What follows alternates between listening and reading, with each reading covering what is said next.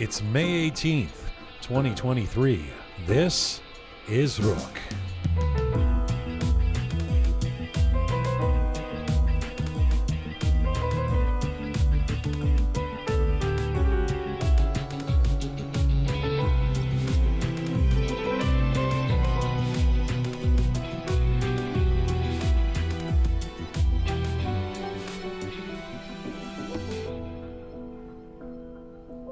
Hi there, welcome to episode 264 of Rook. I'm Jian Ghomeshi. Hello to you from Toronto, Canada. Salam dostan aziz, durud bar shoma. Hope you're doing well wherever you are tuning in from around the world.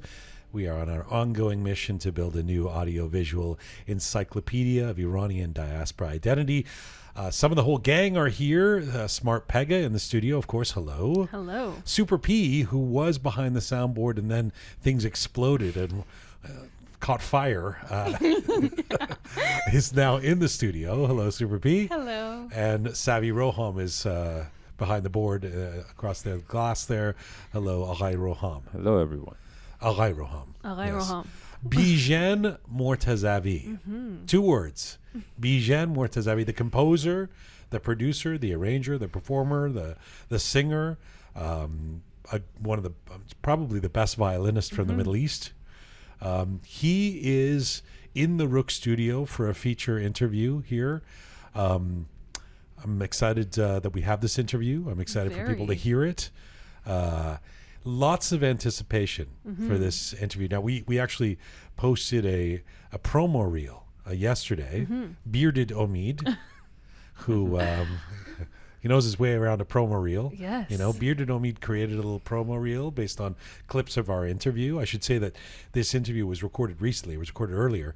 And so Bearded Omid made a promo reel, and we got a whole bunch of reaction of people saying, oh my God, I can't wait to hear this interview with Bijan Mortazavi. The interview was, as I say, was recorded earlier. It's 90 minutes. It's pretty unfiltered. It's raw. This is not a guy who minces words. He's very honest about his own journey, about who he is, about his talents. I really enjoyed talking to him, and I'm really looking forward to people hearing and seeing this interview. Of course, you're going to hear it here on the podcast. You can watch it on YouTube, the whole thing. You can watch parts of it on Instagram.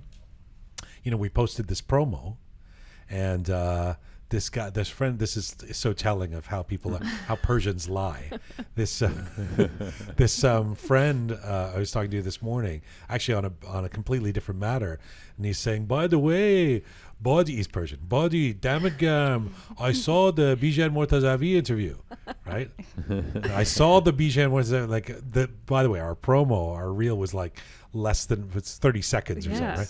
So I go, oh, you saw the interview? Yeah, well, not all of it, but, I saw a lot of it. It was so good, man. A lot of it. Yeah, and I was like, well, that's weird because the interview is not actually up yet. Like we posted, no, I saw I don't have the time, but I saw some of it, it was so good. And I was like, dude, we posted 20 seconds of it. What do you consider listening to or watching an interview? Oh my It was horrible. I was like, wow. And then another person wrote to me and was like, wow, this Bijan Mortezavi, how does he speak English so well? Really? Yeah, honestly. And I mean, he's been here for, I think 46-7 years.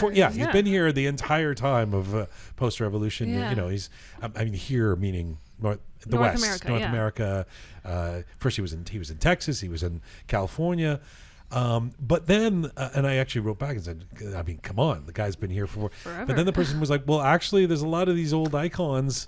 Maybe they're a little older than Bijan, of course, but he's not that old. But that don't actually speak English, even though they've been here for 40 years. That's true. It is true. Yeah, I'm always shocked when I meet Iranians who've been here for a long time and they don't speak English, especially when they're icons who who need to do the interview in Persian. But anyway, yeah, he is immaculate in his English. He of course studied. He's got a PhD. He's Dr. Bijan Mortezavi. Yes. Not just in terms of his music acumen, but in terms of his, he studied in various fields. He's a really, really impressive guy. Not that comes as a surprise to anybody. And I realize how much he is he's a household name. I mean, you guys, did you know Bijan Mortezavi Yes, growing up of in course. Mashhad up until last month or whenever it was you? Yes. I knew. I knew Roham would know him, but now this is Pegah is always the tipping point, because Pegah, you grew up in Canada, but Yep. you're Ahle Hame, all the things Persian. You're really into the Persian culture. I am. So Bijan Mortezavi, I don't think, is someone who grows up super assimilated in the West might not know him as well, but I'm guessing you did. I did. And actually, one of the first interactions that I had with his music was when I was in dance classes. We danced to one of his songs. Oh, what kind of dance classes? Iranian dance, obviously. Oh, yeah. So Not traditional. no, Iranian dance. it's like a modern take on. Really? They have yeah. dance classes for that? Yeah, of course they do. Wow. And I specifically remember like the violin piece in the middle of the song. So yeah, so I did know. The great Bijan Mortazavi in the Rook Studio. That interview is coming up in just a little bit. We also, I should mention, of course, have some disturbing news to get to in our Rook Roundup. The prospect of more executions in Iran, more horrifying nonsense from the regime. So let's get to that in a little bit as well with our Roundup coming up. Nice to have you here, Super P. How's your week been? How was your weekend? I mean, by the way, we've gone from, we've started what last year was our summer schedule, which we do one big show a week. So we started that in case people were wondering where we were on Monday. So we're here every Thursday now with Rook. We haven't actually done the official "How was your week" until now. How was your week, Super P? My week was great. Yes, You went to a rock concert? I went to a local rock. Okay. They had a released show of a new song. They released a new song Yes. at a club rock show? It was in a bar in downtown Toronto. And it was great. I really enjoyed But my time. I wanted you to, I thought it would be cool for you to talk about this because it had a really big impact on you. Yes. Which was what? Because I really enjoyed the night, and then I came back home and I started crying. And it's been a week right now that I'm That's just keep how bad crying. just how bad this rock band was. No, the rock band was great, but it was, me being Iranian, I can't just be in a concert and don't think about what I experienced in the past 10 years in Iran, right? So I just couldn't. Why just the past 10 years?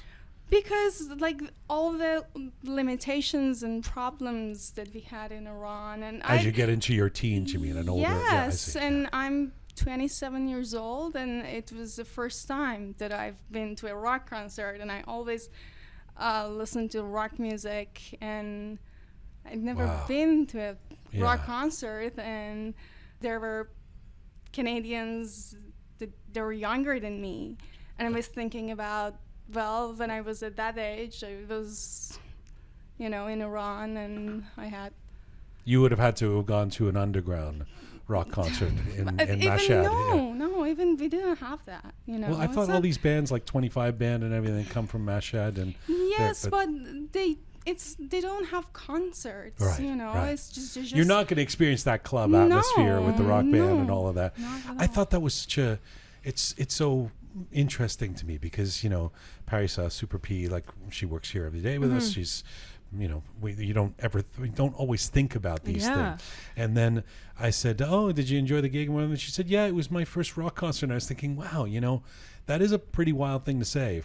We know that people who are listening in Iran, we know you're not, we know everybody's up to date and there's super technology and all of that. But these are the cultural lines, right? That somebody who's actually a rock music fan, like you, has never been to a rock concert at the age of 27, goes to the concert and realizes there's all these kids there who, first of all, started going to those concerts when they were 14, and second of all, this is probably their 100th concert, and they're 5 years younger than you or something. Exactly, yes. Well, it's so funny as Parisa was just talking, because I hadn't had this conversation with her in the last few days, and so as she's talking, I'm sitting here just glued to my seat because I couldn't even fathom what she was going to say or what was going to come out of her mouth next, because I didn't think about the fact that this may have been her first rock concert or anything like that. Yeah. So, I mean, exactly what you're saying. It blows my mind. I remember I took Reza, Captain Reza, you know, I mean, who has been here for a while, but also obviously grew up in Iran and into his late teens, early 20s, something. And I took him to a rock concert, and poor guy, he's gonna hate me outing him on this, but he called me before we were going. He was like, what do I wear? And I said, what do you mean? And he said, well, I've never been to a rock concert. I grew up in Iran, and so we don't go to rock concerts. And, you know, so thank God he didn't wear the tassel shoes with no socks and the whole Iranian outfit. But actually, I asked this question from my friend, you know, exact same question. And he said all black. Just wear black. Well, that's correct. Your go-to. Well, that's great. I'm glad that you went and had that experience. I'm sorry that it's been... it's brought up trauma for you, but it's totally understandable, and it's good that those emotions come out.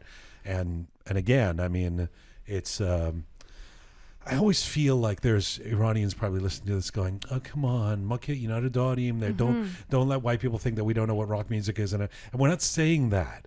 But this is a real story of someone who's come from Mashhad, who's a progressive, cool, you know, person in your late 20s. You hate it when I say that. Oh my God! Just said something. And this is your you know, a new experience for you. How do you feel about her saying that, Roham? It's hard for me to relate because, first of all, I was in Tehran, and I was a music teacher for like 10 years, and before that I was learning music for like 20 years. Yeah. So I've been to rock concerts underground. I performed on a rock concert. Yeah, that's the thing. The Batman Gobadi movie from 2009. There's all these underground rock concerts and stuff, right? Like from 2005, I was playing rock concerts. Right.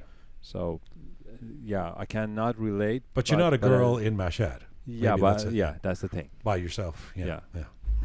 By the way, speaking of Super P, okay, Pegah, let me ask you a question about basic. We're going to get to Bijan Mortazavi and the Rook Roundup, but a question about basic tarof. Okay. Okay. Very basic tarof. Yes. And you guys can, Roham, you can win. Tarof being politeness. Yes. You know. So this, because there was an incident with Super P. Well, I can see her laughing, so I'm sure she knows where I'm going to go with this. Right. 2 days ago, we're working here in the office, and first of all, I'm out. I come back and I bring some things for the bacho, the people who are working here, and he to get some Timbits, you know.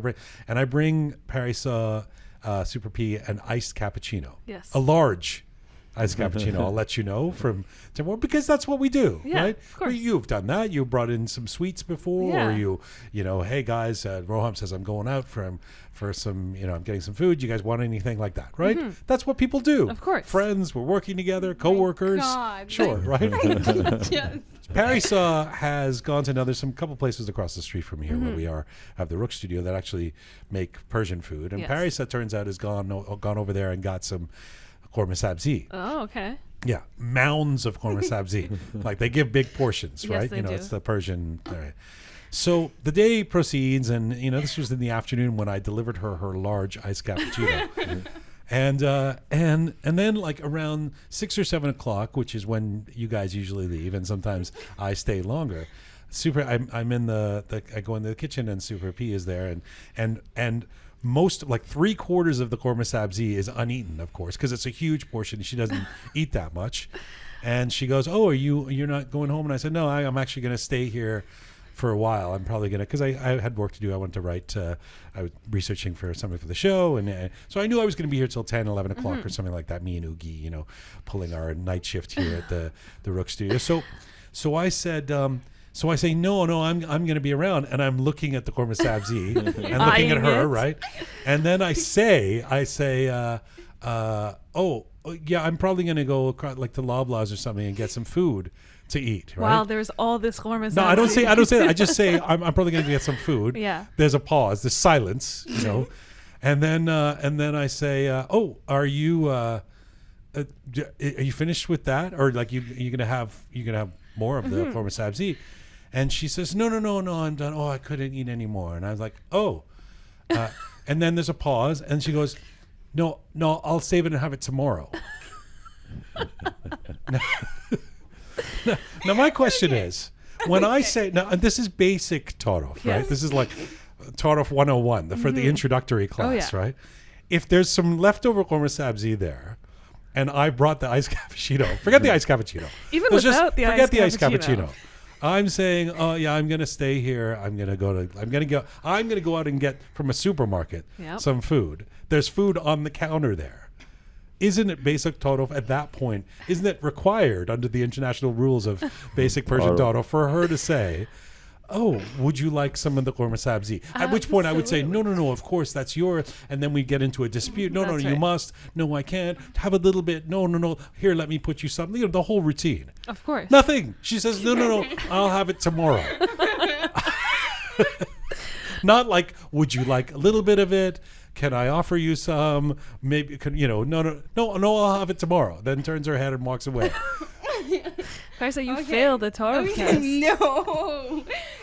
No, let me Okay, just, let me before you say- weigh it, is, let me say something. let me just ask Roham and Pegah. No, please. Is that not basic? These not the rules. Well, the there are base. two things about this. Right. It is basic Torof, but at the same time, because you're older, she might have felt like this is a leftover. It's not no, probably polite No, to. I disagree. I Because disagree. She knows me Let well me enough to say know that. that I would want the Gourmet I Sabzi. disagree. Because Well, I'm He older. set You it mean up. she was like, she was so respectful that she didn't want to offer the Gourmet Sabzi? No. No. I have to disagree with you, Roham. This was, and on top of that, there was numerous pauses where you gave her the And now that I opportunity think to about say. it, this Parisa, this Super P, I don't think she ever offers anybody anything. Now that Parsa, I are think you about like it- Joey from Friends? You don't share food? Is I that don't what's think, going on? now that I think about it, when was the last time, like, Oh my Bearded God. Omid and Talented Anahita, they come by, they bring you They things. do. They do. Oh, All right, I go remember a So story too. unfair. Now as you said it, once I didn't have lunch, Right. and she wanted to buy lunch, and I said, "Let's share it," and she said, "No, I want the whole portion, and I leave it for tomorrow." So I very, eat the very whole quickly, portion. I mean, True. listen, I don't think there's any defense, but go ahead if you want to. I'll Okay. give you the floor to Yes, defend I yourself. have a very good answer for All right, yes. this because hear I it. asked you. When I got the gourmet sabzi, I came to your room and I asked you, Jian, I bought some gourmet sabzi. Do you want gourmet sabzi Yes, or and what did not? I say? And you said no, thank you. Right, why did I say that? I don't, Because under the international rules of Torof, oh my god. The first time they ask you, you gotta of course say you no. say, did you not see? Like I was like Oogie, I was salivating looking at the gourmet sabzi. There was saliva in my mouth. I was like, no, please, I mustn't. And then you were like, okay. That's like you were like, fine then, you don't want any. So anyway, that was earlier in the day. I mean, she looks at me like straight, like look directly at me. No, I'll have this tomorrow. Tomorrow. Because I asked Have you. fun at the Loblaws. I mean, it's unbelievable. Oh, And there's still a little bit of iced cappuccino on the side of her Large cheek from iced earlier in the day. cappuccino. Yeah. Jun, I didn't know that you were Torofi. Yes, you you did. grew up here. Yes, you did. You know, if Pegah was saying I'm that, the child I would, of my parents. I knew that I have to repeat Oh my sentence my again because God. Here Pegah we is go. so Persian. Yeah. But you're not that Persian. Listen, the other thing I was going to mention is before we get to the roundup and Bijan Mortazavi, I just want to mention that this is a totally different thing. But did you see that Christiane Amanpour? I don't know if you guys have noticed it's in the news today. She made a statement taking issue. Remember when Donald Trump had the last week? He was on CNN. I don't know if people saw this. He was interviewed for a quote unquote town hall on CNN by Caitlin Collins, and this turned into a controversy because a lot of people said. There's a lot of anti-Trump people. Obviously, Yeah. they said, this guy lies. He's we Why don't did want they him. give He him the made floor? on January 6th or whatever. There was the riot at the Capitol. And this guy, don't give him a platform. Don't Yes. put him on a stage when you know he's going to lie. He's hard to fact check. All of that, right? That was a controversy. So, and CNN, a lot of people attacked CNN for that. A lot of Right. people passionately saying, hey, what did you do that for? What are you putting this guy? It was interesting to me that Christiane Amanpour has taken issue with, she's a CNN anchor, very famous international one who I would love to have on the show here, by the way. But she's taken issue with CNN platforming Donald Trump and is actually getting a lot of love for her integrity in saying this, because her position is, we should not put this person who we know is going to come on and lie on the stage on on give him a platform. Now you know where I went with this. Yeah, absolutely. And I'm 'cause so I'm surprised. going to the same place. I'm so surprised that no one, because all these people who are now giving Christiane Amanpour Yeah. high fives, and no disrespect to her as a journalist and the years Mm-hmm. she's put in and all of the hard work she's done, but really, she's getting a lot of kudos for this. A lot of Yeah. people, oh, look at this. This is what integrity looks like. Where does my mind go? Go ahead, Pegah. Where was that same thought process when she was sitting across Foreign Minister Foreign Amir Minister Abdullahian, right? Or however you say his Amir name. Abdullahian? Da- right? Dol- Amir Abdullahi. Yeah, that's Abdullahian, yes. What did we call The him? We had a name goofy- for the goofball or whatever. Well, yeah, what did I call him? Yeah, there was a Some- name we had yeah. for him. The buffoon. The buffoon, yes, the buffoon. So the point being, when she did an interview Mm-hmm. with the Iranian foreign minister, who we all know, especially at the height of the uprising, was spouting lies. Yes. And all of the arguments that she just made about Donald Trump would be available for this same scenario, where it's why would you give international attention, a high profile interview to someone that you knew was going to come in and lie and say all these things, and even if you are countering some of those points as she did in that interview, for the novice American viewer or somebody who's watching this, they might go, oh, well, there's two sides. Some people say this regime murders people, others say they don't. There isn't two sides. Exactly. We already know what this regime is like. So we were saying, why did you give this a platform? So it was very interesting to me. It was like a little bit of a, I was surprised that nobody pointed that out, that Yep. if you're going to platform the Amir Abdullahian, then maybe you should also platform Donald Trump. Or I you mean, if shouldn't that's platform if either your of them. feeling is you should put Yeah. anybody, and people can decide, right? Because there is some sort of equivalence there. I think. Am I wrong? Absolutely. No, I agree wholeheartedly. If anybody if you disagree, you think that there was a big difference between the two. I mean, in terms of, obviously there's a big difference between Donald Trump and the foreign minister. I'm saying in terms of the argument, in terms of Yeah. the issue. But there you go. I'd love to hear it. If anyone does disagree, I'd love to hear what the Yeah. logic behind it is. And if the 'Cause- person who disagrees is Christiane Amanpour, come on the Please, show. yeah, come I'm on. happy to talk to you. That'd be You're great. great. All right. Bijan Mortazavi coming up. Let me tell you something you should know. This episode featuring Bijan Mortazavi is brought to you in part by Understand You. This is the new book by Hediye Safiari. Hediye Safiari? Yes, We know had her. her on the Yes. show. Hediye is an Iranian-Canadian woman, a mother, an activist, a health professional, and the founder of Prompt Health, a wellness app. She worked as a clinician for almost 20 years and created an app to empower those seeking wellness solutions and wellness businesses. She, of course, has used her voice to inspire and empower people on social media over the past year, and we had Hediye on her show. Understand You, her book came out of the TikTok journey she had and that she's been on with a gazillion followers, and with all the questions asked by her and answered by thousands of people. So this is the answers she got when she sort of crowdsourced. So it's a really cool idea. Understand You is worth your time.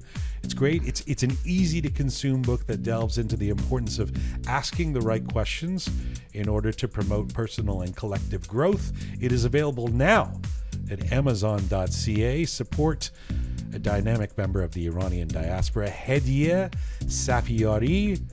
Go to Amazon, pick up Understand You today.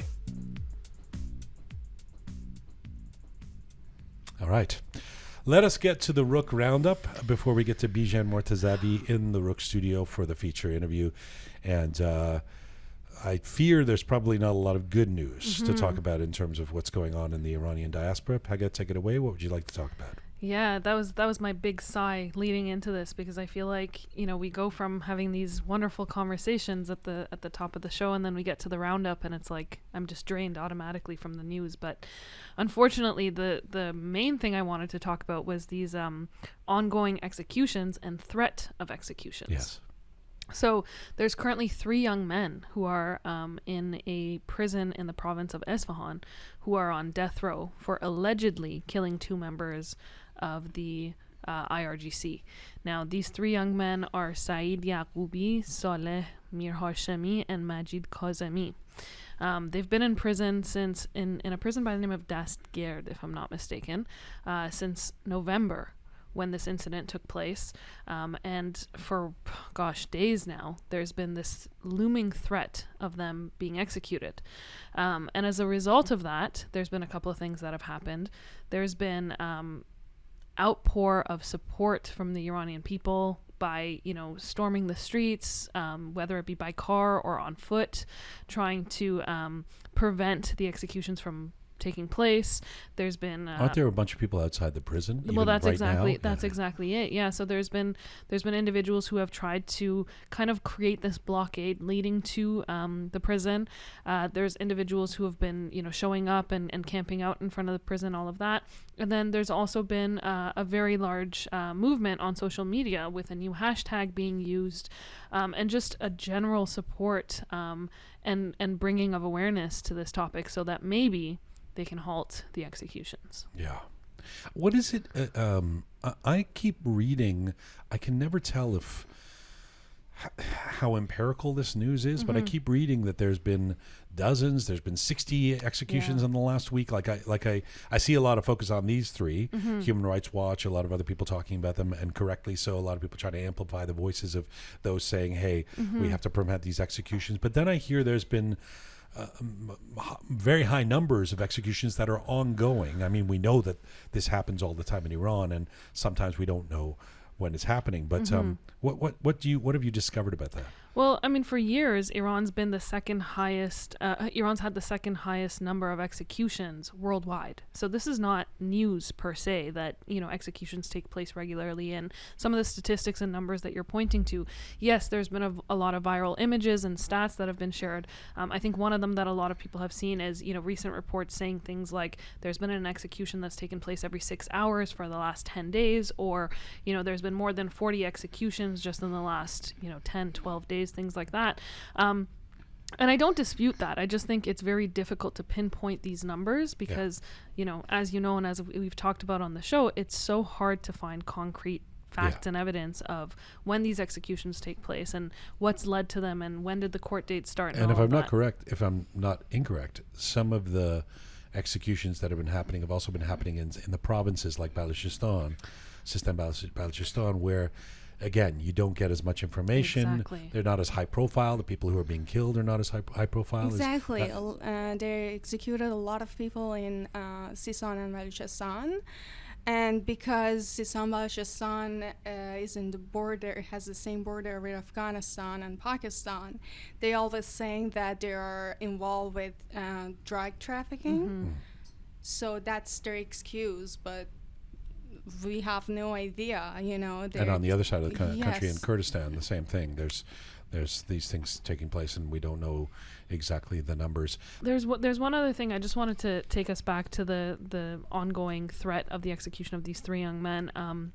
There was a viral image that was shared a few days ago, which was of a handwritten note from these young men. Yes, I was going to So I wanted to talk about that because, first of all, it was heartbreaking to see that message. That small piece of paper that seems like the only little bit of hope that they have, and for them to plea and ask Iranians everywhere to be their voice. It really took me back to the beginning of this revolution and that hope that we all felt, and we were trying to amplify each other's voices. So I wanted to bring attention to that image and also reiterate that message.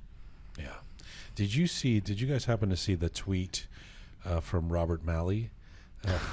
O'Malley? Yeah, O'Malley. Yeah, U.S. envoy to Iran, Robert Malley. It's just unbelievable. This is quote this a couple of hours ago, this afternoon. Iran's possible imminent execution of, he mentions the three, Majid Qasemi, Saleh, and Saeed, is an affront to the human rights and basic dignity of all Iranians and shows the regime has learned nothing from the protests. The U.S. will continue to stand with the Iranian people. We are coordinating closely with our allies and partners to expose and confront the Iranian regime's unremitting human rights abuses. He's so, to use a Persian word, poru, this guy. The goal of what exactly has the U.S. done? This administration, forgive me, but what is there anything other than these kind of statements? And he's saying, it shows the regime has learned nothing from the protest. You kind of want to go, well, what have you learned? Exactly. Because this is repeated over and over again. There's absolutely no movement on the part of the United States other than jockeying for a new nuclear deal, potentially. That there's no movement otherwise. There was one statement at the Nowruz White House ceremony in between, hors d'oeuvres and laughs. So it's always frustrating to read. This is the highest authority in America on the situation in Iran. Well, I mean, it's more than just, it's infuriating because to have someone like that say this when we've all heard more about the potential negotiations for more nuclear deals than we've heard about how they stand with the Iranian people, and then to see a tweet like this, it's just breaks my heart. Now, should we bring Robert Malley on the show? Give him a platform, or should we bring Christiane Amanpour to interview Robert Malley on our show? To give them everybody who have a platform. But yeah, good old O'Malley. It's always a source of frustration. What else do you have for the roundup? Did you want to say anything about executions? No, I just saw that message and I didn't want to read it. Like I was skipping the stories on Instagram. And I have to say, there was a time when everyone in social media, it seemed like in the Iranian diaspora, was posting about it, possible executions. It's just not happening right now, even though the atrocities continue. That same level of, a lot of people are, and we're talking about here, but it's not it's not at the level of what it was in October and November and December and January. It's definitely not, but I feel like with this image, and I don't know, I think this is one of the times in the last little while that I've seen kind of a rise in the amount of social media posts I've seen again from the diaspora. Like there was a couple of weeks recently that there was kind of this dip where we didn't see as many posts and things like that. But then with this handwritten note, I've seen it shared so many times in the last couple of days that I almost feel like, maybe we're starting to get back to that collective hope and all of that. And demonstrations have been continuing and will this weekend, right? Well, that was the next point that I was going to bring up, is that on May 20th, there's another global call to action. It's being led by the Association of Families of PS 752, and there's going to be rallies held against the executions and arbitrary rulings in Iran in cities worldwide. So I think there's 50, 60 cities that have already posted that they are going to be holding this rally. Toronto, to name one. Yes. And of course, many cities across Europe, North America. So wherever you are, check out May 20th. There's likely going to be a rally in one of your cities. I've seen Hamid Ismailioun has been promoting that. Yes. And all of the I don't know what we call them anymore. The opposition leaders. I've seen Massieh Al-Anjad has been out there meeting with folks and doing her part. Reza Pahlavi, I saw today, met with Senator Richard Blumenthal to kind of push the idea of maximum support. That's the language that Reza Pahlavi uses for the Iranian People's Movement. I was actually happy to see that because Blumenthal is a Democrat. He's part of the the people in power in terms of the White House. So. Yeah, and the Congress, actually. So you'd hope that... hopefully. Yeah, that some of that can make a difference. Anything else on the roundup? I think that's all I had. All right. Thank you, Super P. Thank you, Pegah. Thank you. Roham. Thank you. We are coming to you on rookmedia.com. It's there that you can link to all of our platforms. We're on Spotify, SoundCloud, Apple Podcasts, Instagram, and CastBox. If you'd like to see some visuals with Rook, switch over to YouTube right now. If you want to watch this whole interview with Bijan Mortazavi, it is now posted at our YouTube as well. You can watch it. As well as hearing it here. And if you like your Rook descriptions and bulletins in English and in Persian, switch over to Telegram. And to support us, you can go to our website, rookmedia.com, and become a patron on our Patreon page. Become a Rook member. It means a lot to us, and we have a new Patreon member. Yes, we do. Which is? Actually, this one is a little bit interesting. This is someone who didn't want to share their real name, I guess. So this individual's username is Serendipity. Serendipity. Who is now... Great movie. Yes. Who is now a gold member of the Rook family. So thank you so so much, Serendipity. Thank you, Serendipity. That is serendipitous for Yes. us. You can become a bronze at a minimum for a few bucks a month, or a silver or a gold member, and there are benefits for each and any of those. If you're a regular listener or consumer of Rook content, we'd love you to become a Rook member at our Patreon page. Again, go to rookmedia.com and just press the support us button on our website. All right, let's get to our featured guest, and it is no exaggeration that to say my featured guest today is a star when it comes to contemporary Iranian music. He is well known, beloved, and respected as an Iranian-American virtuoso violinist, composer, singer, and songwriter. And if you know Iranian popular music, undoubtedly you know his works. Take a listen to this.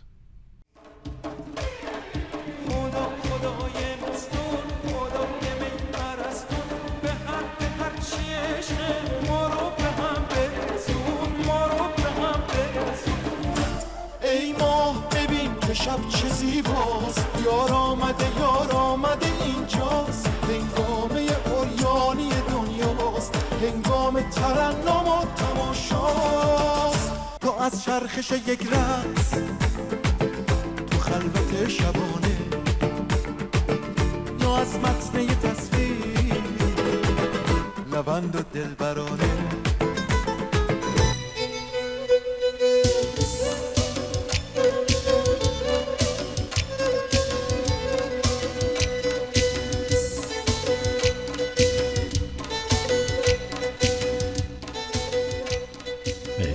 Taste of some of the most familiar hits of my featured guest today, Dr. Bijan Mortazavi. He was born in Sauri, Iran.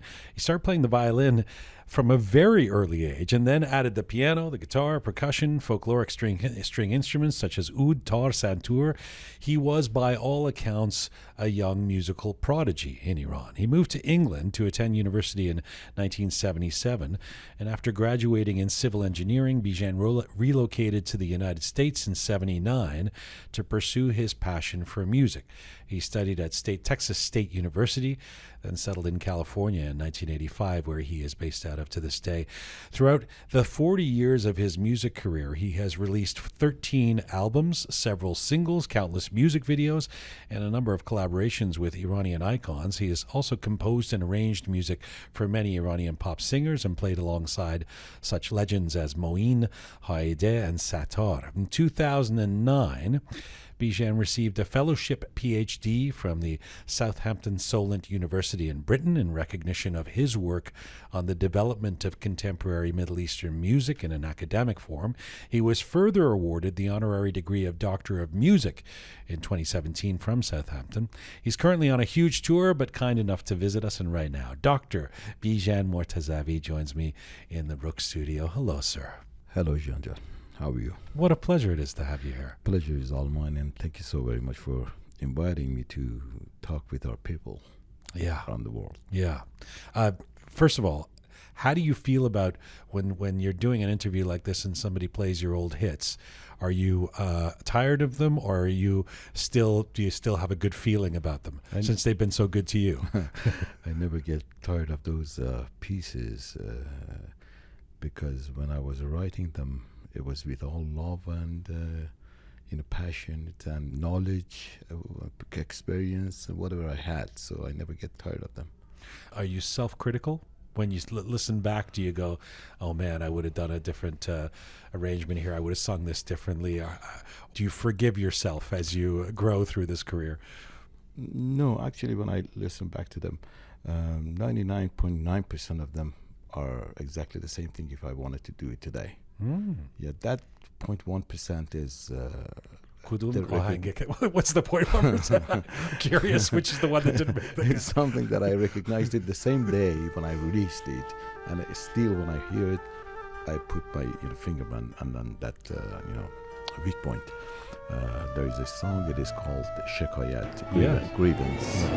حال و هوای گریه هست وقتی برای گریه نیست کارم گذشت از گریه و فرصت برای خنده است ناخن به سینه میکشم از روی ناچاری ولی گویی دری ماتم کده احساس دردی زنده نیست. Everything is okay. I mean, as far as the harmonies, the melodies, the instrumentation, everything is fine, except I wish that I wouldn't put that kick all the way through the song the same. I should have changed the groove a bit, particularly in the middle of the song, which I didn't. And I estimated Is the kick on four? It's like doop, doop, yes, doop throughout the whole yes, thing, right? Yes. That's a very particular thing to make the 0.1% of your. It's not a vocal trill. It's not an arrangement. It's the kick drum in one of your songs. But that speaks to how involved you are. I mean, I'm going to be asking you about being a multi-instrumentalist and all the different things you do. Oh, there we go. Don't worry about it. I can handle it. The falling microphone. This is going to be, I have a sense this is going to be a recurring, if you're listening to us, the mic just fell, and Bijan, being familiar in the studio, has just fixed it. Yeah, you're kind of someone who, through your knowledge and talent, you're on every side of, I know you compose, sometimes you play all the instruments, so when you're listening back, I'm imagining you're not even just listening back as a musician or the writer, but also with the ears of a producer or an engineer or an arranger too, right? That's correct. That's right. The way that I was trained in order to write a piece was those days it was on a paper. It wasn't no computer, none of these stuff. So when I'm done writing a composition, everything is on the paper. A little triangle or a little different groove on a hi-hat, or a chord, a combination chord. Instead of a regular minor, I would probably put a minor 6 or minor 9, or these sort of things. So I am 100% sure that what I want, that's why I can hear it on the paper. Wait a minute, you score everything? Everything. Really? Yes. I didn't, even on your pop songs? Everything. So, wow. Yeah. Because, of course, even singers that write oftentimes will just bring a band together and say, okay, guys, let's jam, and you do your parts, and we'll... No. You score everything. You write all the parts. Everything. That's why I play most of the instruments myself, because there's nobody except myself to fulfill my feeling, my need on the track. The best musician, the best thing that he could do is what I want them to do. So I might as well do it myself. So, and since it's written, they have to play that, written part. That exactly, is what I want, what I wrote. So, no, I write everything. Who is your, in when they call the Senate, the chamber of sober second thought? You're somebody who checks on you. It's like every great writer needs an editor, every great musician needs a producer. Who do you trust to tell you it's quite a lot in your own hands, right? How do you know if you've gotten it perfect? Excellent question. Well, obviously and very naturally, my wife is always with me, and she knows my feelings. She knows where I'm going on a piece of music, and trust her judgment, But the reason I said the great question that you ask is because I have like 5-6 different people in my mind that I know if I ask, for example, Jian, is this okay? I know that if he says it's okay, it definitely is not okay. I have these people, and I never tell them. Right. Because I don't want to alert them, Right. I want it to come out from deep down. Sure. I want their honest opinion, what they think. And I know their thinking is not what I want. Right. And I have... Wow. Yeah. That's quite strategic. I have another people that when they say, well, it's okay, Bijan, I know it's excellent. I have these 5-6 people around me for past 30-40 years, and I know how to deal with them. They don't know it.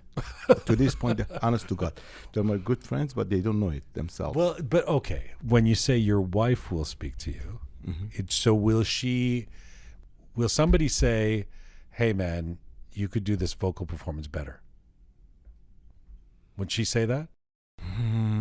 Musically, no, she never says that, because she knows that I don't want to be selfish, but I'm 64 years old, and I've been playing violin since I was 2.5 years. Yeah, I'm going to get to that. I don't so- believe that story. That's crazy to me. You're this little guy, but we'll get to that. Babies playing that. Go ahead. Yeah. So when you're doing something for 63 years, 61, 60 plus, Right. now you're good at it, whatever it is. Someone can critic on me if he or she is, she knows more than me, Right.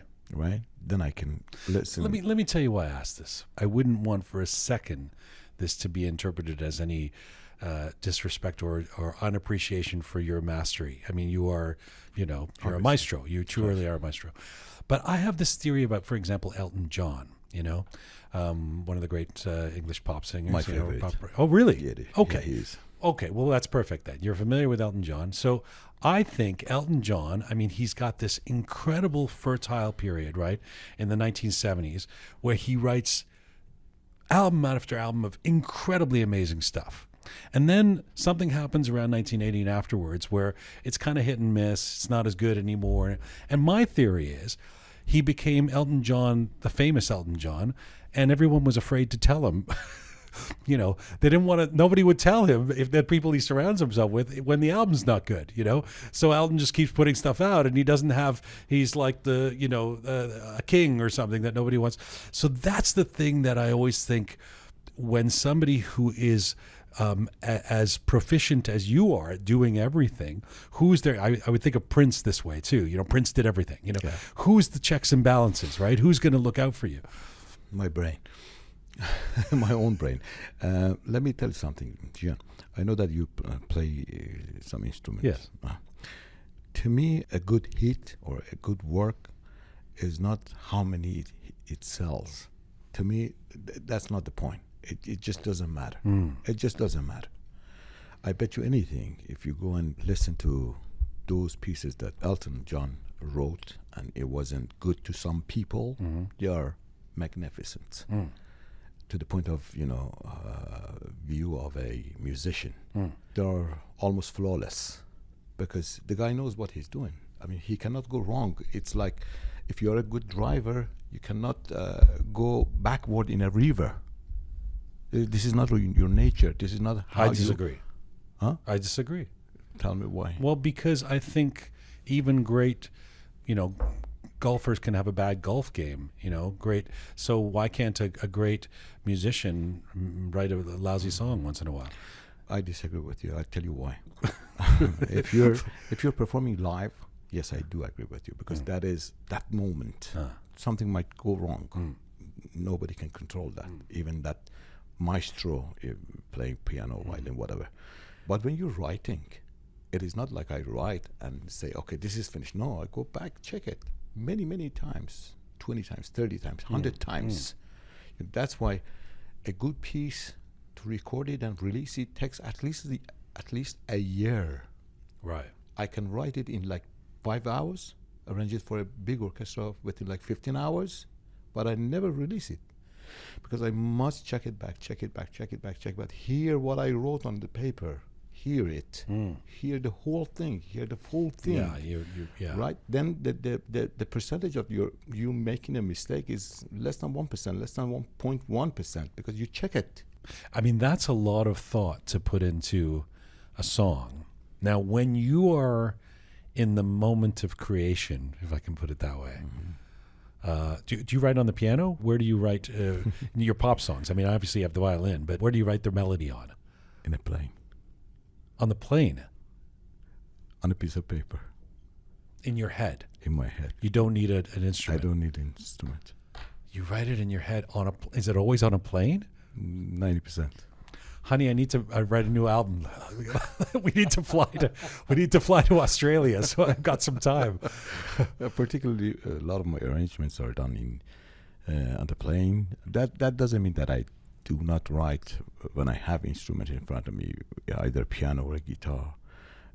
But my majority of work is done on the plane because nobody bothers me.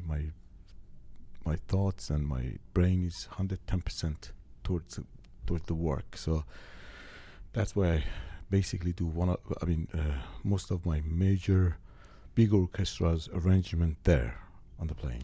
Well, that's now you already have the melody, so now you're doing the arrangement and everything. That's correct. My question is, when you're writing the essence, let's say the creating the main melody. Sure. At what point are you thinking about the mother and the kid on the bike and all of the people you just went through that you want to consider? In other words, do you write a melody and then think, I probably shouldn't go to the minor because the lady won't like this? Or do you allow yourself that kind of editing of your own creativity?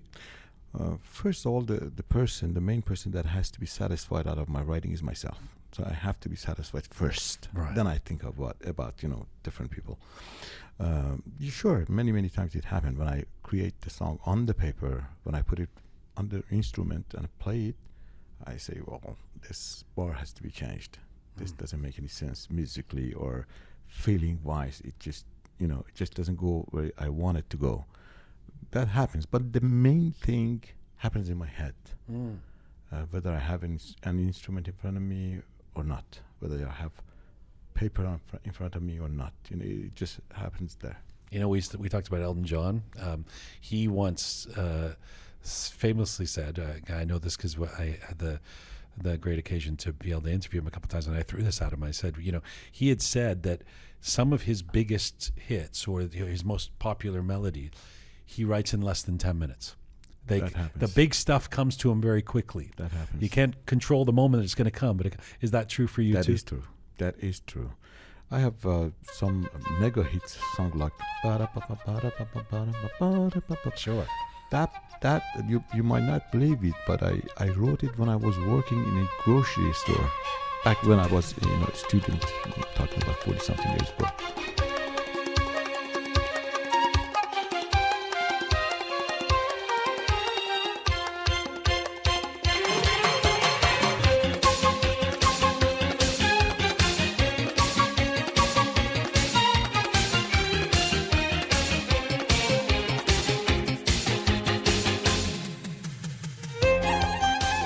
I wrote it during work, so it shouldn't take more than half an hour because I couldn't concentrate on writing a song while I was working. And then I mean that melody came to you. Yes, sir. And you remembered it in your head. Yes, sir. Because you didn't have a dictaphone or you didn't have I didn't have recording device. There was not an iPhone. Nothing. To record it on, right? No. So what? You went home from the grocery store and as soon as I got off, when something like this happened, I grab a piece of paper, put that stuff on it, 5 lines, put the key, and write whatever I can remember. Just write on those 5 lines, the staff lines. Then when I get home, then I have proper papers, the scores, and sit down and write it down. What's really fascinating to me is you're a fusion of so many things. And one of them is you've got one foot in the classical world and you operate like someone like that who would score music, etc. But then you've got this major imprint, your foot in the pop world. Usually people don't do the both of those things. That's Usually right. Even the biggest pop singers don't score things and write down they'll record the melody or they'll come up with it and sing it to somebody else or something like that. So this is remarkable. Let's go back before the grocery store to you being first introduced to the violin at the age of 2.5, 3 years old. So how does you're still almost a baby. You've just learned to walk. Now, watching you as a violinist now, of course, it would be, how's it doing? Is it okay? It's okay. It's holding, the microphone's holding steady. It's good. It's fine. You give me anxiety. Don't look over there. It gives me anxiety. The mic's going to fall. That's my engineering part. I just want to check his classical world, pop world, engineering world. But to know the virtuoso violinist you are now is to go, okay, of course he's been doing this forever since he was a kid. That makes sense. But 3, tell me the story of how at the age of 3 you start playing the violin. On those days, I used to live in Iran, particularly in that age. There was a program on the radio every day, every single day in the afternoon. I think it was between 1 to 2 o'clock p.m. Each day, a maestro, on different instrument would come to the station and play live Is that Golha? No, that's not Golha. Golha was with a full orchestra. This is solo. Okay. What I'm talking about, this particular program is a solo. Saz tanha means instrument by itself. By itself. Yeah. One day, Master Tajvidi would come to the radio and play his violin. Another day, Mr. Maestro Yahaki would do the same thing. Another day, Mr. Paivar on Santur would do. Another day, Kasai with his ney would do. And as I was told by my parents, I loved that program, and I would sit and every single day I would listen from beginning to the end. And nobody would bother me because they would see that how deep I'm in it. But among all these things, and I owe it to my father that recognized that among all these sounds, violin is the one that I am just out of this world. Yeah, I'm not there anymore. He bought me a violin, a handmade Italian violin.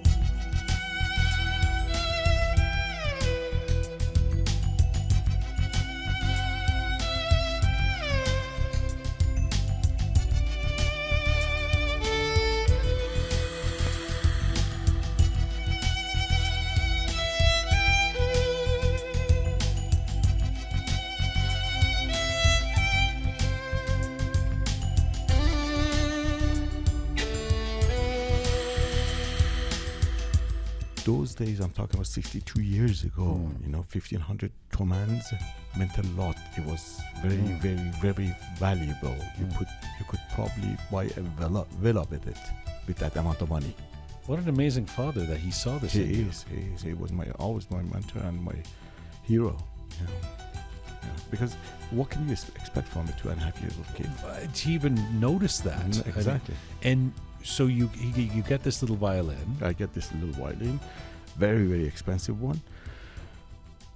I remember that he discussed the talent in me with a maestro in Tehran, and he said, "Don't let Bijan touch this instrument at all, because he would think, since he's a child, he would think this is a toy. Let them know and make sure that he knows this is not a toy. This is serious." So what they did, they hid the violin for 6 months out of my hand, and every day I would see it, on the top of my mother's cupboard, up there, and I was dying to touch that instrument and play with it somehow. Instead, my father hired a very, very good maestro, and he started, before me touching the violin, the actual instrument, he started teaching me the alphabet of the music. Eventually, before I even put my hand on the instrument, I could read music. I could write music. Wow. Yeah, I could hear some music. You understood the language of music at that early an age. It's almost like the equivalent is now you see a kid with a new with an iPad, just going at the age of 3. They're doing things that it would take us weeks to learn because they're just immersed in it, right? Exactly. And remember this, and in that age, I was not able to read or write regular language. Farsi, I couldn't. This was your first language. Music was my first language, and I couldn't write it in Farsi, so I could remember it later on to correct myself or to teach myself or practice or rehearse. So everything had to be memorized by my father. As well. So my father was present at all my... Was your father... musician? No. Was he telling you to do this, or did you really gravitate towards this yourself? I really did gravitate towards myself, but if it wasn't because of my father's discipline, I wouldn't have get where I was or where I am. Because in that age, kids get tired. They want to go play. Sure. Right? So somebody has to be there in order to control that energy. My father was the one. So where are you on the nature-nurture debate? I mean, do you believe that, because certainly there's nurturing going on here, your hours and hours of practice at that early an age is going to lead to you to potentially to be a maestro, but it also feels like most 3-year-olds wouldn't be able to do that. Exactly. So do you believe it's nature, or do you believe it's nurture? Do you believe you were just born with a gift? Kind of both. I believe that I was born with liking music, and also that rehearsing, discipline. If any of these weren't there, this package wouldn't be completed. see, right, It wouldn't be right. completed. You could become a musician like Right. millions and millions and millions of people. There are musicians around the world, but not many of them, they have their own signature in the world. Right. So the story is, by the age of 7, you become this multi-instrumentalist. You have a facility on the piano, on the drums, on the guitar, on some of those stringed instruments, the santur, etc. The most interesting part of that is it says to me that this kid has found his passion. If you're that interested in playing different instruments by that age, that can't be a directive from your parents. You must, I mean, that's got to be a real expression of you finding your passion, right? That's great. I love it. You ask great questions, very interesting questions. When I started playing the violin, the sound of that instrument was I was inspired by it. It was in my heart. I would feel the sound, the quality of sound of the violin. But gradually, like when I was like 5 years old, I wanted to touch piano, play a little organ, play a little guitar, because I loved music, you know, regardless of the sound, of the quality of the sound. So those days, the ability of buying a piano in a Islamic country, however, it was way before revolution, Yeah. but anyway, our country is based on, you know, these things. I remember that my neighbor was one of these Ahund guys, and they were keep objecting. They play music next door. They wouldn't let us sleep at night. All this crap, you know. So even with that situation, it was almost very hard to buy different instruments like drums and put it in your house and practice every day, or piano. I was so involved and in love with music. Believe me, please, I'm not exaggerating this. If you remember those days, the school, you know, we didn't have single seats. We had those benches that 2 or 3 people would sit on. Where it. is this? What part of Tehran. it? In Tehran. Tehran, yeah. yes. Regular. I'm talking about regular And this schools. is the 1960s, probably, right? Yeah, Yeah. 1962, 1, Okay. 2. So. All right. Honest to God, I used to put my finger on the bench and I start playing. And I would stop myself. I said, oh, yeah. I made a mistake there. Without no clavies, no sound, no nothing. So that's what I'm saying. I was so damn involved and in love with this thing that I would play on a piece of wood and correct myself. That means I was hearing what I was playing on a piece of wood. Wow. Yes. You correct yourself. So I moved my finger the wrong way. Right. Yeah. On the bench that nobody can hear. That's fascinating. By the time you're 14, again, as the story goes, you can corroborate, tell me if this is true. You're composing and you put together an orchestra. 11. I was 11. You so how did the composing piece happen? I mean, how did you learn that how did you even know that you could compose? I mean, that's there's sort of a green light that has to go on in somebody's head to feel like I can do this. I can actually, not just reinterpret or do what the masters are doing, but I can actually come up with something myself. I love your questions, man. It's beautiful. At the very, very beginning, when I said 11, I was on a stage with a big orchestra on 11. That doesn't mean that I wrote the piece on 11. Okay. I was like 9, 10 when I wrote the piece, Epic. You wrote it out, like you I wrote the it out. score. You wrote the sheet the music. whole thing, yes. The first thing that challenged me in order to compose music was this was my vision. Okay, Bijan on a stage with a humongous, big orchestra. And a little kid, I would see myself as a little kid. I couldn't imagine myself as a young guy, or a man. And playing my own compositions, and millions of people were listening and enjoying it. This was my first click. This was my first click, okay?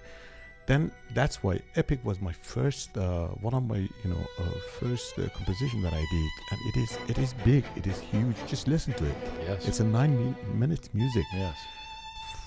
God, for a 8 years old kid, Iranian, well, if I was from Vienna or Austria, that would have been, different story, because It still would have been it's remarkable, but yeah, the fact that you're a kid in Tehran in the Tehran, 60s, yeah. exactly. It wasn't that popular, this sort of things to happen, and that drove me. And the Ahund didn't appreciate it next door either.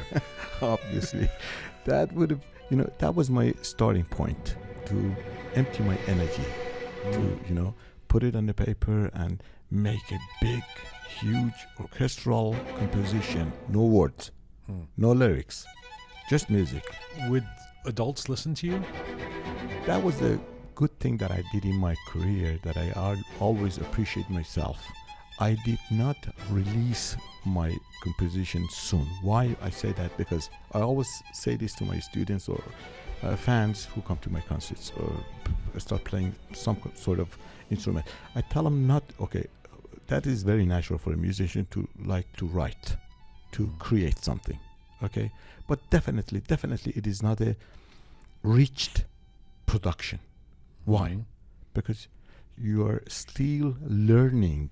Doesn't matter how old you are. It just doesn't make any sense for a student to create something. Definitely that creation is not going to be a complete one. It's not going to be a reached one. It's not going to be a, you know what I mean?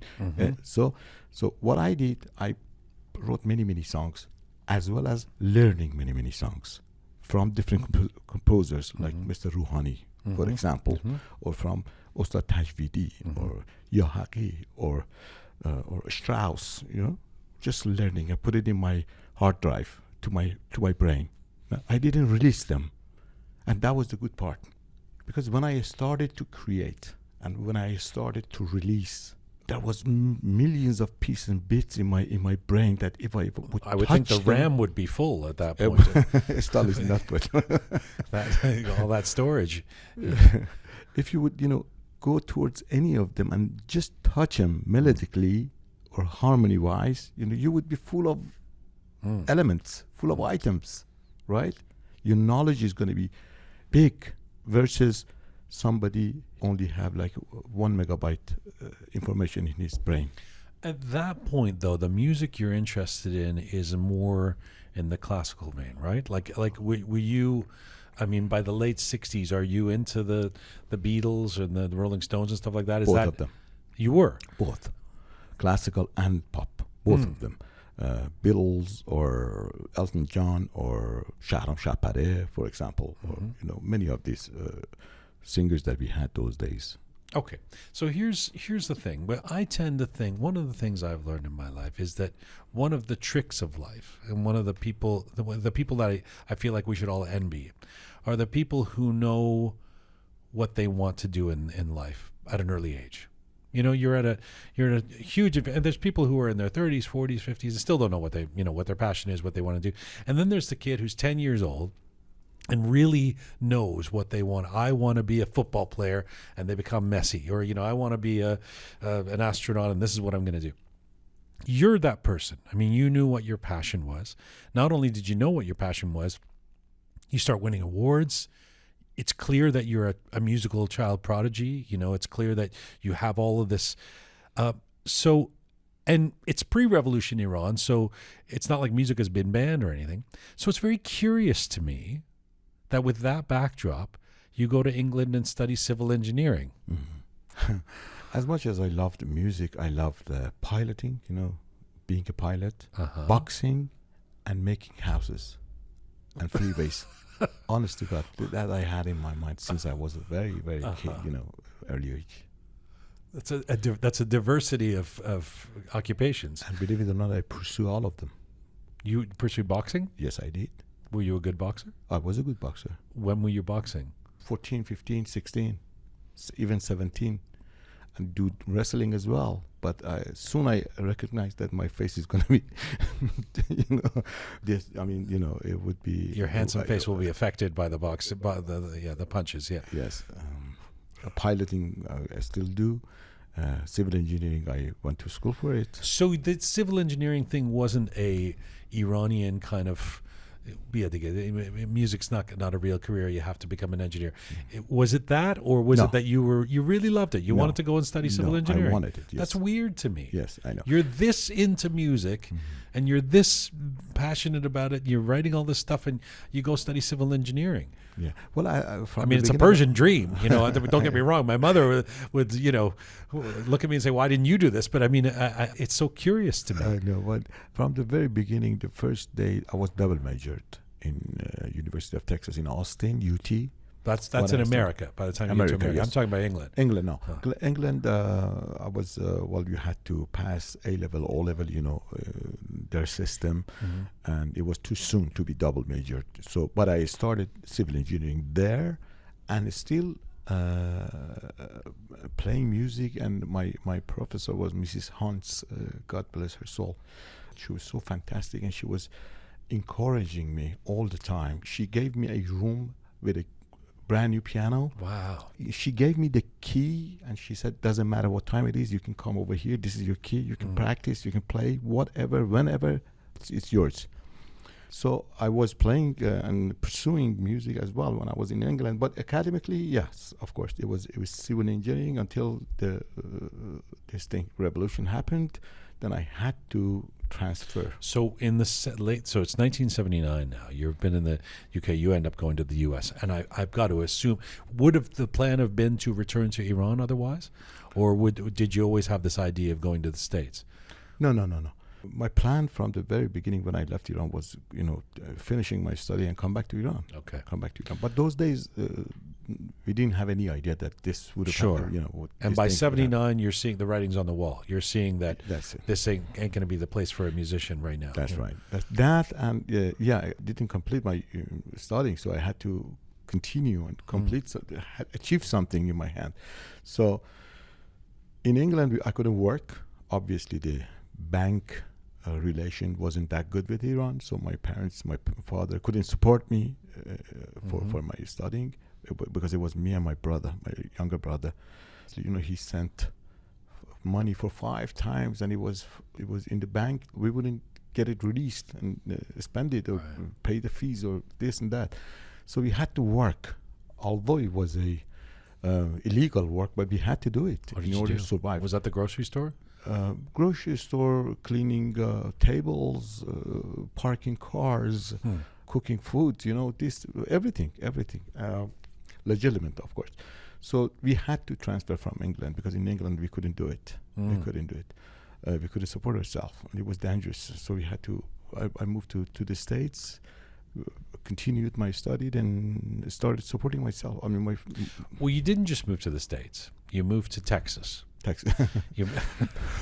Nothing wrong with Texas, but Right. 1979 into 1980 in Texas, in America, at a time when, for people who weren't born then or don't know this or remember this, it was extremely, I know this because I was a kid and I remember, it was very difficult to be Iranian in the West, let alone in Texas, I would imagine.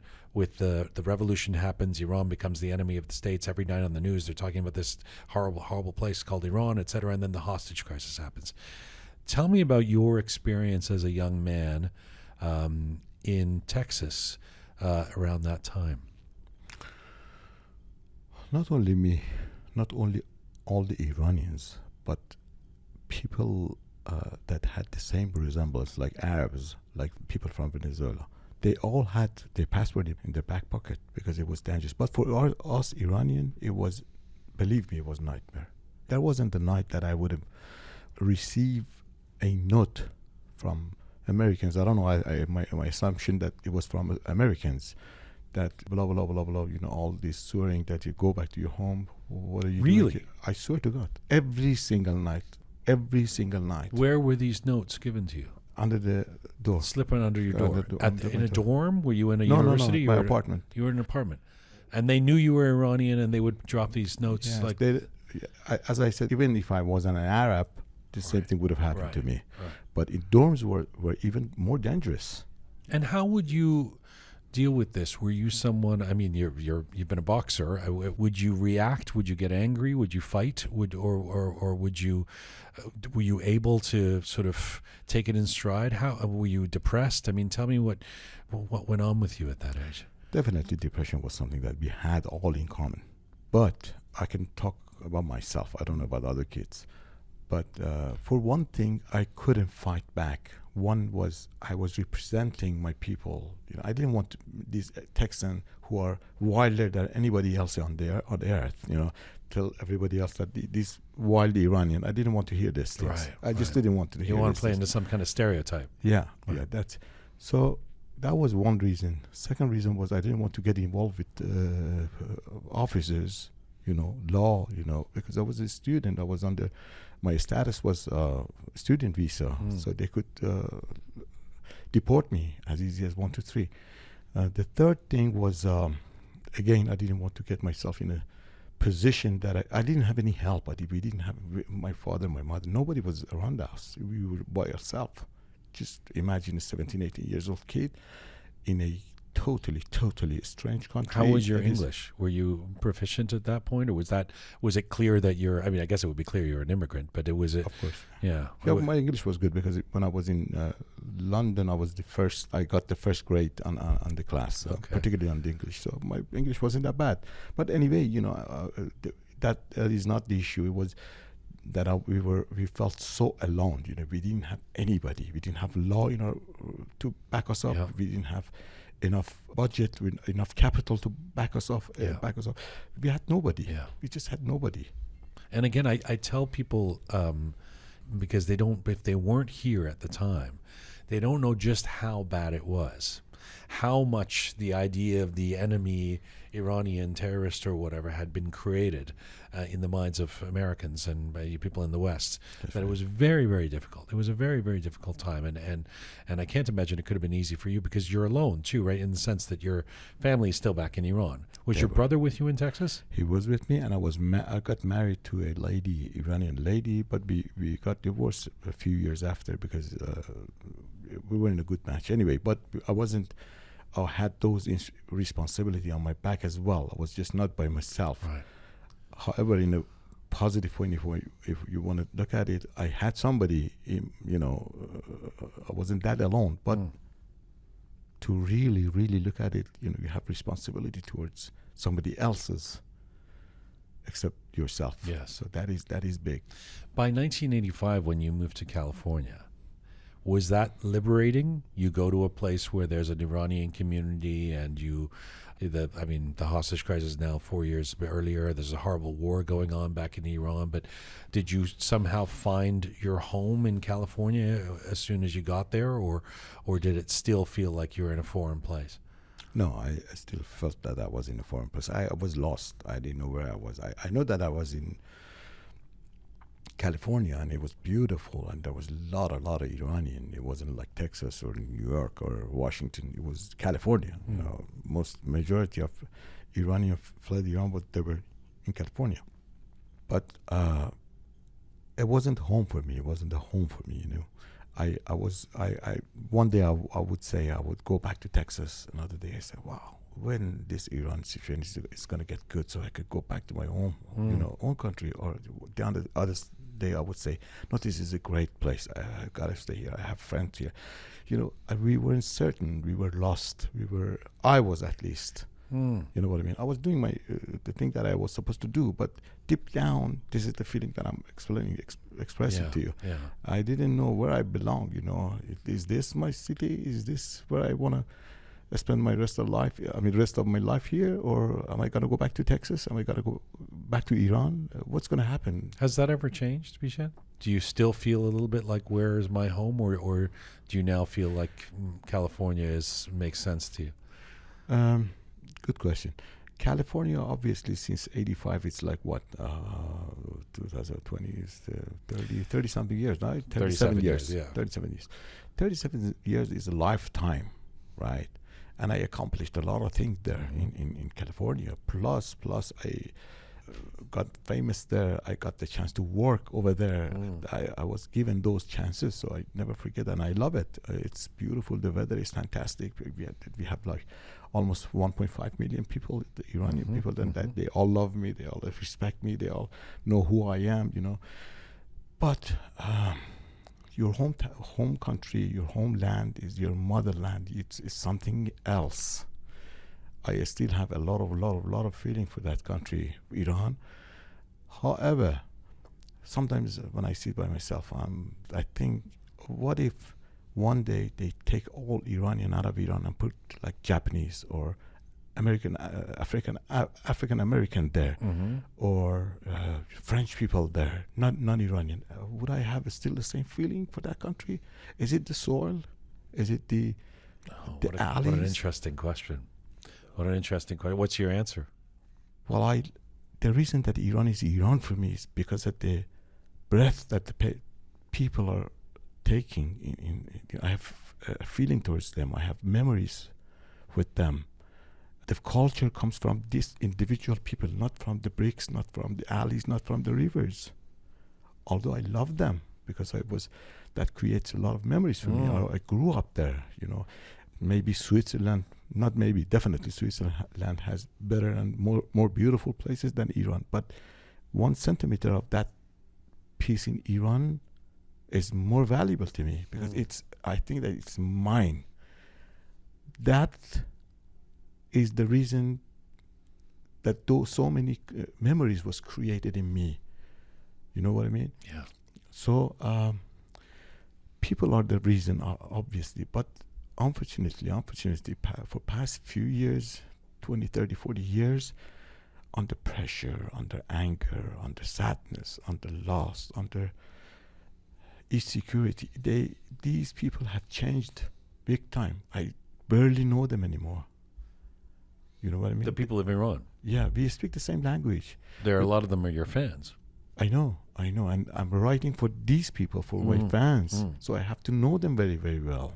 You know, I remember the reason that I'm saying this because, as I said, please pay attention. When I started talking about people, I started with under pressure, under sadness, under, you know, these were the facts. These are important facts that can change your whole thing. Absolutely. Your culture, your beliefs, your behavior.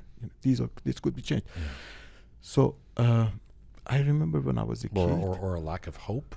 Nihilism sure. For young people. Absolutely, absolutely. That is to me that is the most important thing.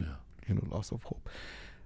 I remember when I was a kid, a young man or a young woman or a teenager would, if they definitely be devastated for like $1, it would probably take them a week to get that guts to come forward and ask you for $1 for a help.